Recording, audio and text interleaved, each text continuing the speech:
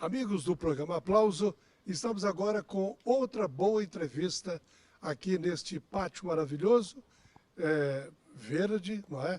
Do programa de uma residência muito particular, mas que se transformou em nossa marca. Programa Aplauso. E aqui recebendo hoje, agora nesse momento, um advogado. E eu vou explicar por quê, apresentando Jonathan Coutrin Figueiredo. Vamos agora ao assunto. Jonathan Coutrin Figueiredo. O que é ser um advogado eleitoral?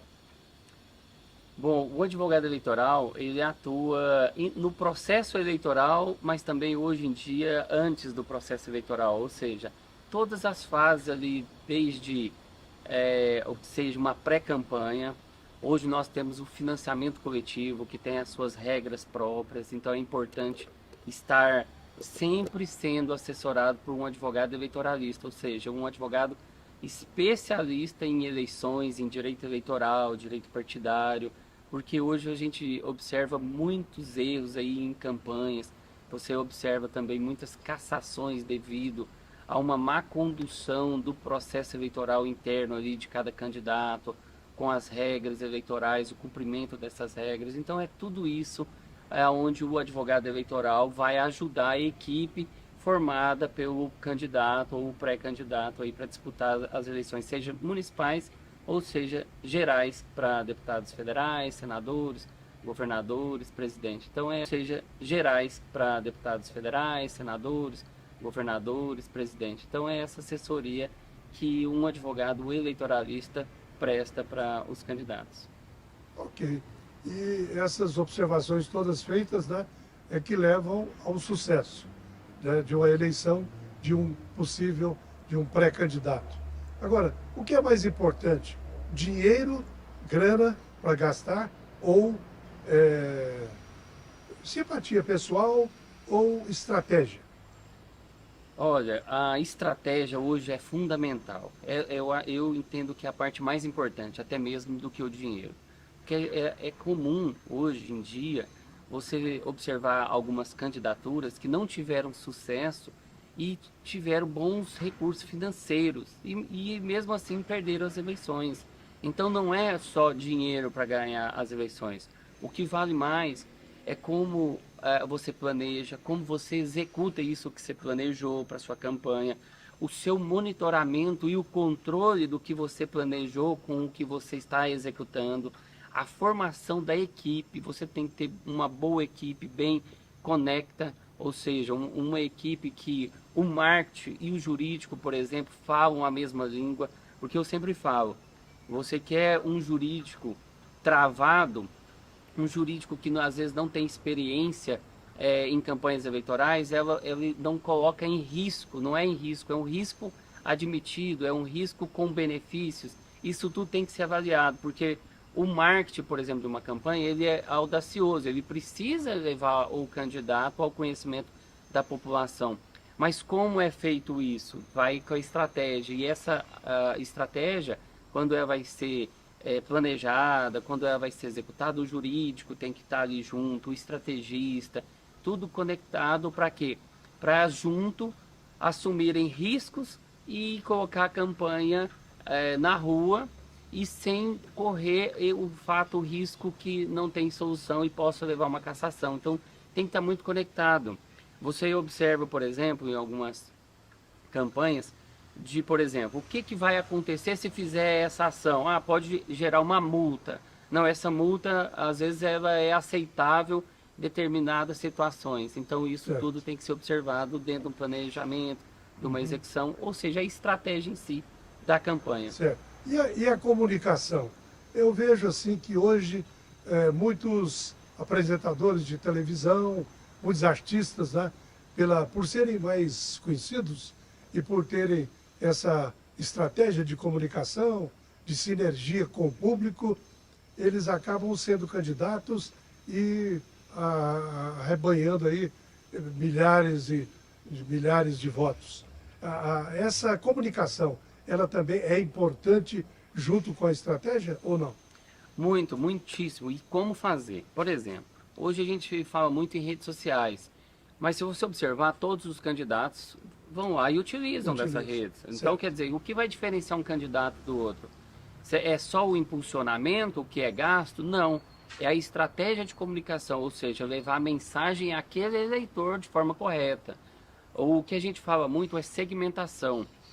Hoje em dia, uma boa estratégia ela é formada, por exemplo, nós entendemos que há necessidade de pessoas trabalharem com dados, ou seja, o candidato tem que ter essa equipe que trabalha com dados, sabe por quê? Porque se você com bons dados para levar uma comunicação direta, responsável, objetiva, não invasiva, por exemplo, o uso de WhatsApp tem que ser muito controlado, ele não pode levar mensagem que não seja aquela do candidato, e se a pessoa não quiser receber, tem que ter opções de descadastrar, mas não tem que ser mensagens de qualquer forma, essa comunicação tem que ser mais direcionada, mais segmentada.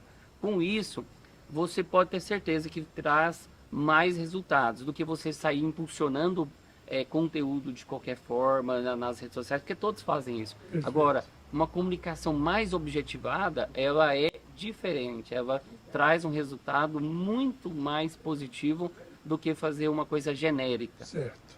Ok.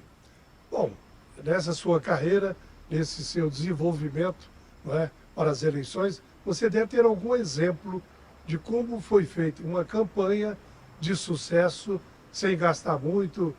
Tem esse exemplo? Já aconteceu com você? Sim, nós temos muito, e nessas eleições agora de 2022, nós temos um caso bem diferente. Por exemplo, no estado do Rio de Janeiro, nós tivemos um candidato a deputado federal que ele não fez nada do que é tradicional. O que seria o tradicional? Fazer uma reunião, fazer uma visita, carreatas, passeatas. Ele não fez nada disso. E ele teve um resultado muito positivo nas eleições dele. Como que ele chegou a esse resultado? Esse trabalho com segmentação de público, um trabalho com uso de dados, comunicação direta. E qual foi o gasto? Um gasto muito baixo, quer dizer, não foi o gasto que impulsionou essa candidatura. E por que esse caso é diferente? Porque tem quase 2 anos que ele está preso. E mesmo estando preso, saiu candidato, ele não era. O preso ele pode sair candidato desde que ele não esteja com um processo transitado em julgado. Ou seja, ele é um preso provisório. E nisso a legislação eleitoral permite sim sair candidato mesmo estando preso. E foi o caso no estado do Rio de Janeiro. E ele estando preso, saiu candidato. E ele, quando a equipe dele de marketing se comunicava, só comunicava com quem achava que a prisão dele era ilegal.